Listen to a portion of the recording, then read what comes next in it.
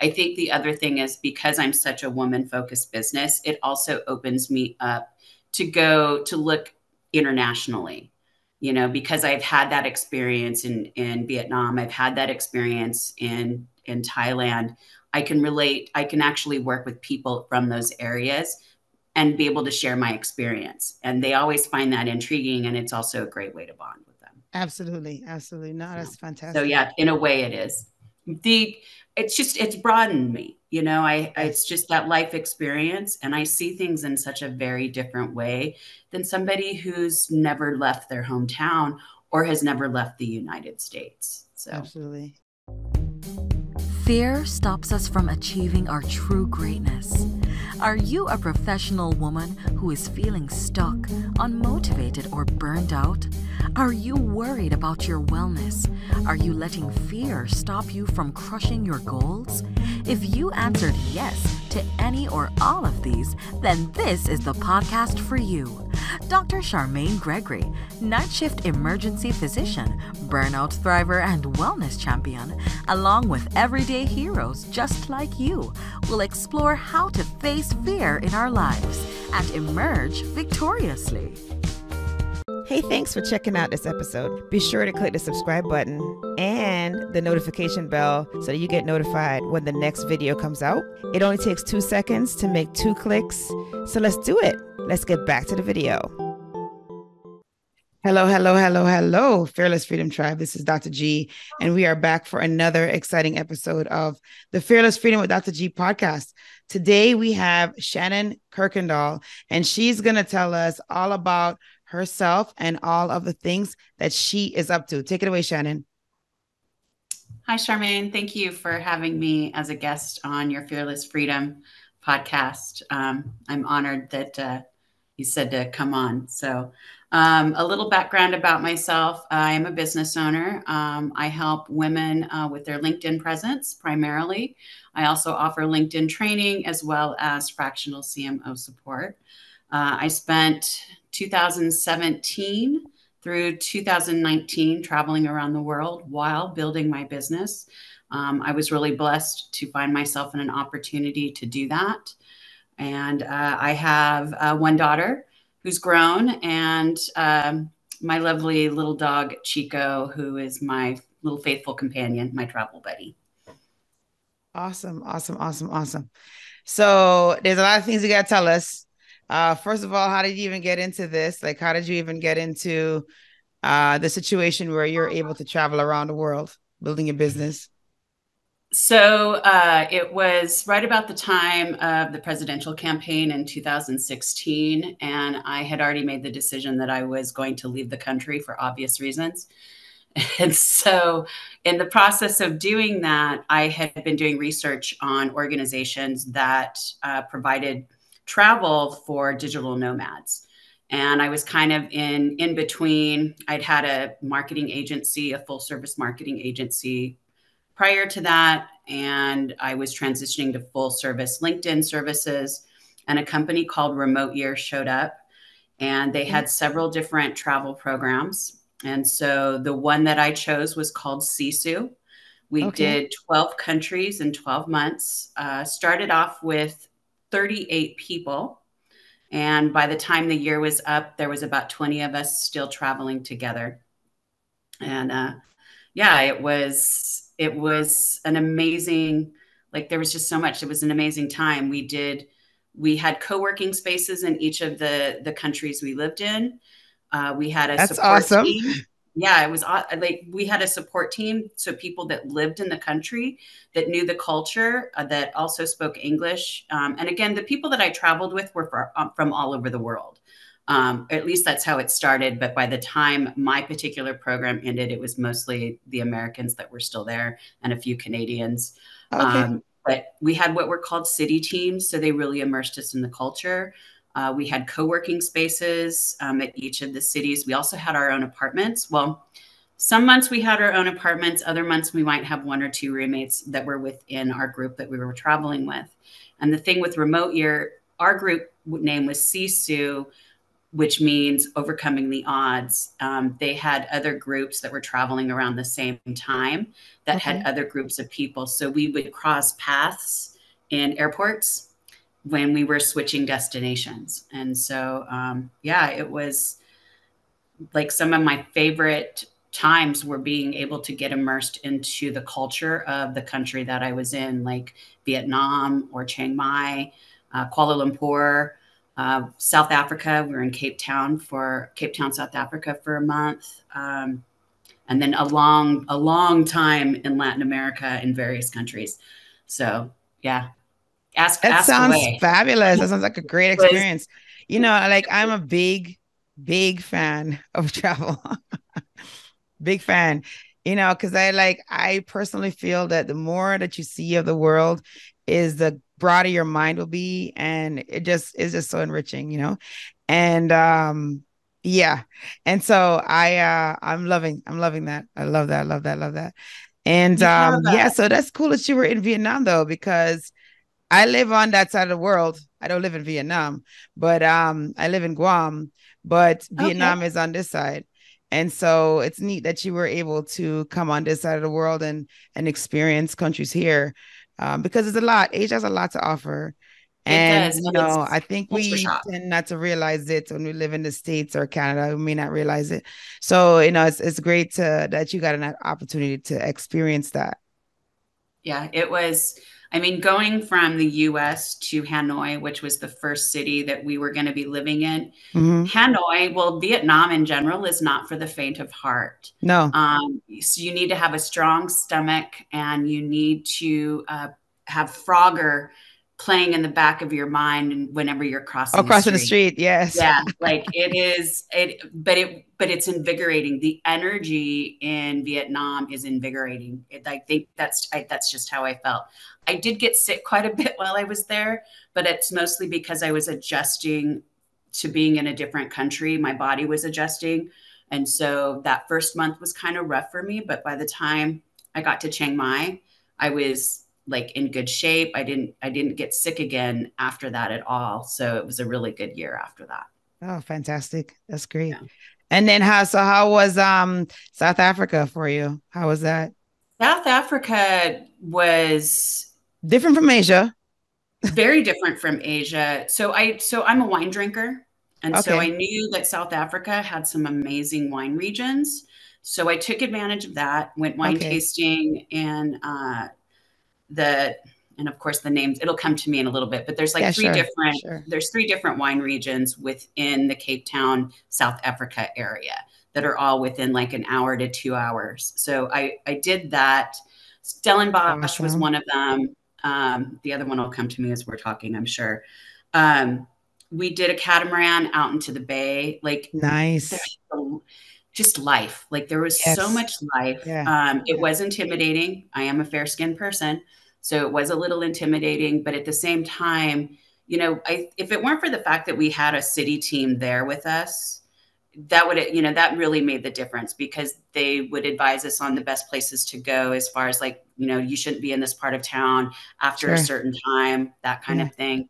And we But were that's actually good. That's good advice for any city. pretty No matter much, where you yeah, are. no matter where you are. There was the food is outstanding. I got to spend the day with some cheetahs in a cheetah rehab center. Oh, wow. So, which was really, really cool. I've got some pictures of me with a couple other people petting the cheetah. They kept I'd be a little yelling at me. intimidated to do that. I'm like, these are like wild I kept animals. wanting to go, when you rub your cat, you kind of want to go to their belly. And I kept like, there was just instinctual. I wanted to do that. And the guy that is with us, he's like, please stop doing that. Oh, really? Yeah. They're like, they're not tame. I mean, it's very Right. They're dangerous, wild. but They're wild but animals. the particular cheetah that they had us with was one that was pretty docile. They'd been with them for a really long time and was taken and protected. So they're in protective captivity, basically. Right, So, right, right.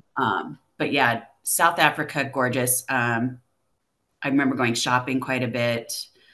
Gosh, like I would go back. I would definitely go back. So many people that I traveled with fell in love with Cape Town, like Oh, just in really? I've general. heard Yeah. good things. That's why. Yeah. It's beautiful. And it's just, again, it's full of life and the food. Like the cities we went to were definitely foodie cities. Like if you're a foodie, like travel the world, like just dip your foot into or dip your hands into whatever you can get your hands on, because we did what's called a brekkie, which is a Okay. barbecue Oh, in South nice. Africa. So we did a traditional one of those out on a winery. So, and the country's beautiful. Like it's just, it's a beautiful country. So yeah, Oh, amazing. fantastic. Fantastic. And then by the time you got to South America, there's a whole other flavor of So we, goodness. oh yeah.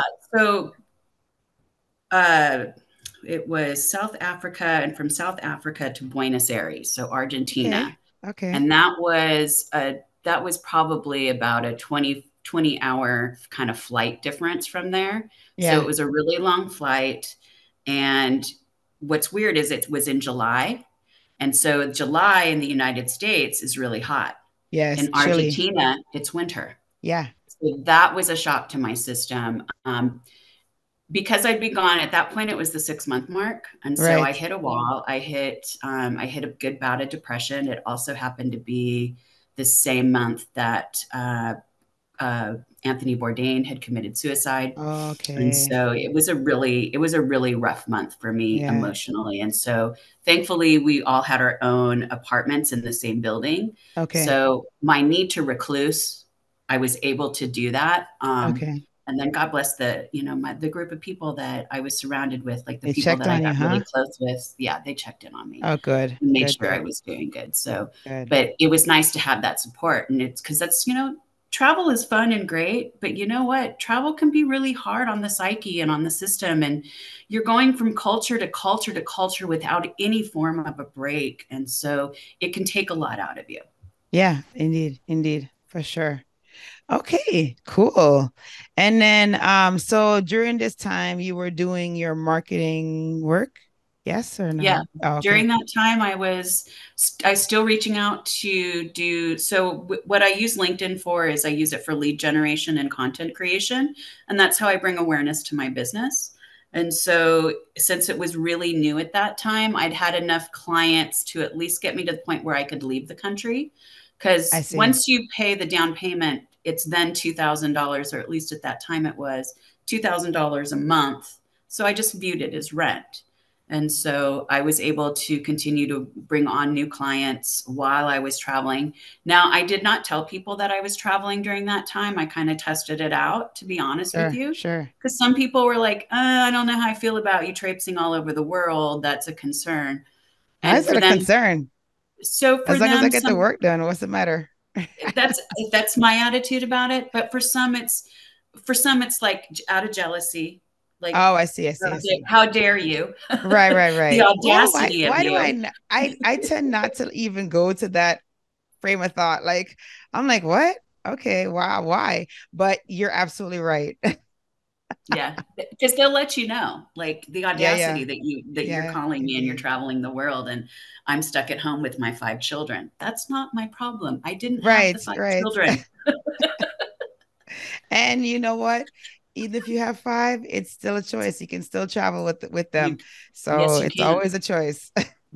There's always ways to do it. I think that's the big thing, is that I found a way. I knew for a very long time that I wanted to travel, but I was a young mom. I had my daughter when I was in my early 20s. And so I was mom up until about 2015. And she moved out of the house and moved in with her boyfriend, who's now her husband. And Gotcha. so, to me, it was like, I looked at it as, okay, well, you've moved out. That Right. means I'm free. Yes. And then, I just did some traveling. I tested out the theory of owning a business and being able to travel. And so I started off by doing that in the United States first with my dog, Chico, and then transitioned to traveling the world. So, but That's I've been fantastic. pretty much US based since the pandemic. Well, yeah, I can imagine that. Yeah. That definitely put a damper on a lot of things. Um, Yes. but uh, but just imagine, the thing about it is that now, these experiences that you had when you did that year are definitely pivotal and they contribute to your business, right? Because your perspective Absolutely. is going to be quite different. And that is going to bring value to your clients, right? No matter what, on many That levels. So absolutely. that's pretty neat. I mean, that's a selling point. I mean, I don't know if you use it as a selling point, but hey, it's Dr. G, and I just wanted to take a quick moment to thank you for listening to this episode. I'm so honored to have you here with me. Did you know that I can help you to get your own podcast started? With my podcasting launch course for professionals, I walk you through everything you need to know about starting a podcast.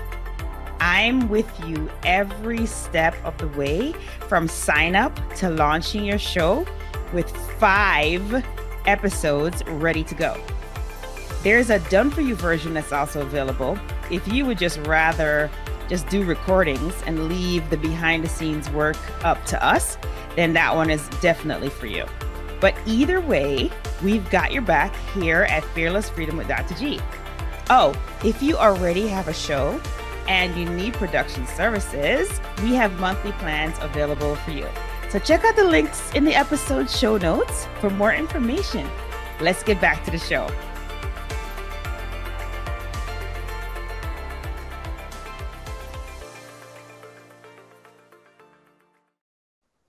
It's definitely something that I talk to people about when I'm having my conversations with clients and we're getting to know each other. Those are things that we talk about. I think the other thing is, because I'm such a woman-focused business, it also opens me up to go to look internationally, because I've had that experience in Vietnam. I've had that experience in Thailand. I can relate. I can actually work with people from those areas and be able to share my experience. And they always find that intriguing. And it's also a great way to bond with them. Absolutely. Absolutely. No, that's So fantastic. yeah, in a way it is. It's broadened me, Yes. it's just that life experience. And I see things in such a very different way than somebody who's never left their hometown or has never left the United States. So Absolutely. Absolutely. And so when you were doing all of that, was there any fear involved? all the time. My fears always stem from doing it the first time. Okay. It's that the very first time fear, because you don't, it's the I don't know what I don't know fear. And so there was a lot of that. Probably my biggest fear was when we were heading to Morocco. Okay. Morocco gave me the most anxiety out of any of the countries that were on the list. Gotcha. And that was because when you go through it's not the Medina. They're the different little areas where you can go in and shop. I want to call it a Medina, but I don't think that's what it's called. But most of the shops are, if there's a man in front of them. And when you're walking through these alleys and streetways to get to these main squares, there's a lot of manhandling. And I Oh, don't like really? that. There's a lot of Oh, aggressiveness. Yeah, there's okay. just a lot of aggressiveness. And this is what I was told. So it's a preconceived notion that I had, that I took in someone else's experience. I see. And Okay. Gotcha. so I avoided going into the Medina in Marrakesh because of that, until literally the last 5 days Okay. of being in Morocco. And I was like, why did I do that to myself? Why did I psych myself like out of doing something? Because my experience was phenomenal. Like I ate Okay. at You some of didn't the have any best of that restaurants. aggression or None of anything. that. Like the items in the shops that I was looking at were beautiful. I was looking for a particular dress and found the shop. One of the guys in my group helped me find the shop because he had been all through the Medina. Oh, I Again, I see. don't think it's called a Medina, but it's like a square. It's just a square of shops and alleys. But my experience was really good, and then being able to stay in a riad. The riad is Sure. that really beautiful, like the rooms kind of open up into this It's like a like plaza courtyard. Yeah. courtyard. And Oh, when you're man. looking outside, like you wouldn't even know how beautiful it is on the inside until you get in. So it's very dreamlike. I did a road trip where I actually drove through. We drove from Marrakesh to a little town called Chefchaouen, which they call the Blue City. Okay. And people like, well, didn't that scare you? I said, yeah, at first, but I was the only one who could drive a stick. So, Oh I just yeah. better like brave it, because you're driving by trucks who in the United States, if they saw a truck piled that high Right. with produce or taking away garbage or just like whatever they're hauling, like Right. so piled high, Oh like yeah. that, you're just like, all right, I'm just making sure I'm going around. Right, right, right. No, that's great. Wow. That's awesome. That's like a really big thing, like Being able driving to, yeah, in another driving in another country. country. Yes, yes. I've only done it in a few. The only country that I am petrified to drive in are the countries that drive on the other side. Oh yeah, yeah, yeah. Yeah, I've never that driven becomes a on little the other tricky because side. then you have to remember, it's left instead of right. Yes. You got to look the right way too.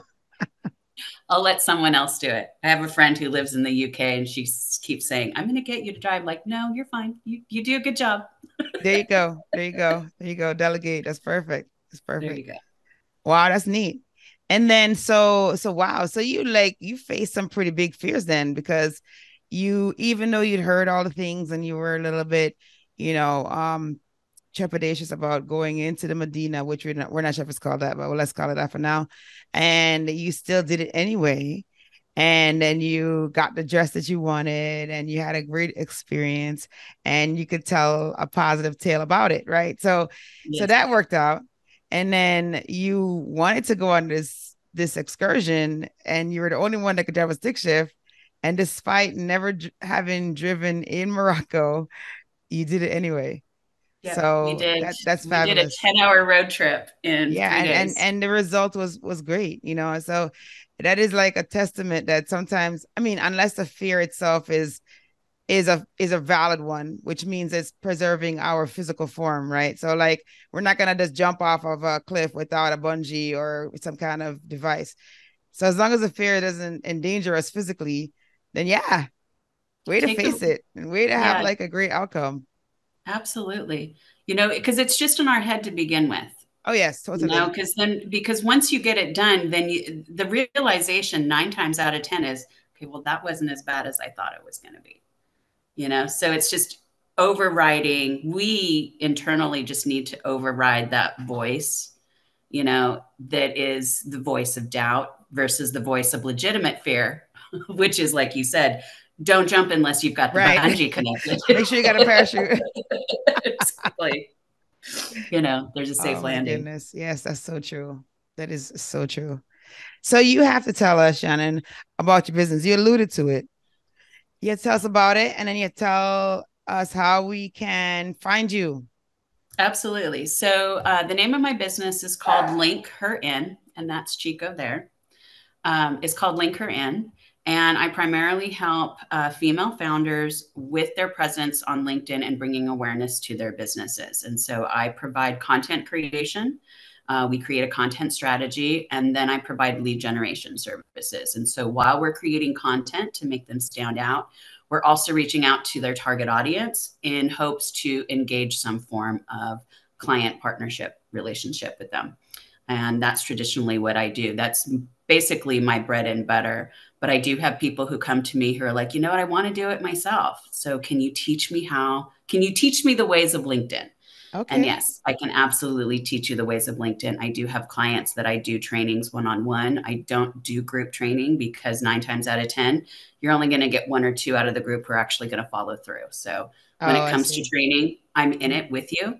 By the time, from the beginning to the end, by the time my training with you is done, you will have systems in place, and I will teach you the things that you need to do to make sure that those systems stay up and running. And then a fractional CMO, I come on basically as your like right-hand person to help you get your marketing department and your marketing up to snuff and getting it in gear. There's a lot of businesses that I've worked with in the past that don't have any form of marketing set up for their business. They're not actively writing content and engaging their audience. They're just hoping that, it's the spray and pray method, where they just shoot something out there in hopes that it connects. But you've got to be consistent and you've got to be persistent. Those are the two traits that anybody that is in business you need to have those. And so, Absolutely. but you can find me at linkherin.com, or you can find Shannon Kuykendall on LinkedIn. It's at Shannon T. Kuykendall. Okay, and people don't know how to spell Kuykendall, so you got to make sure that you know that. So Kuykendall, it's a Dutch name. It looks like Kuykendall, which is Kuykendall. Perfect. Okay. All right. So Shannon, we're at that part of the show where we do our tradition. Are you ready? I'm ready. Okay, fantastic. All right. So the first fill in the blank is, if I am fearless, I will. That means I'm designing and living the life of my dreams. And I will take the necessary risk to make those dreams a reality. Awesome. The next one is, to me, fearless freedom means designing and living the life of my dreams. Love it. And the last is, my battle cry is no woman left behind. Yes. That's phenomenal. Love it. Yes. Love it. Awesome. Well, thank you so much for taking time out to spend with us here at the Fearless Freedom Tribe. We appreciate you.